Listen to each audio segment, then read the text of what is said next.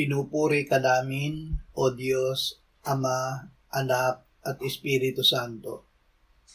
Salamat, Ama, na ibinigay mo sa amin si Jesus na iyong anak, na nabatay para sa aming kasalanan, iyong muling binuhay, iniakyat at iniluklok sa iyong kanan sa langit. Salamat na ibinigay mo sa amin ang iyong banal na Espiritu at sa pamamagitan niya ay ibinuhos mo ang iyong pag-ibig sa aming puso. Salamat, Panginoong Hesus, na kami ay kabilang sa iyong mga tupa. Ipinaririnig mo sa amin ang iyong tinig, ikaw ay aming nakikilala, kami ay susunod sa iyo. Salamat sa buhay na walang hanggan na bigay mo sa amin. Kailanman ay hindi kami mapapahamak habang kami ay hawak-hawak mo at ng Ama. Salamat na ikaw at ang Ama ay iisa. Amen.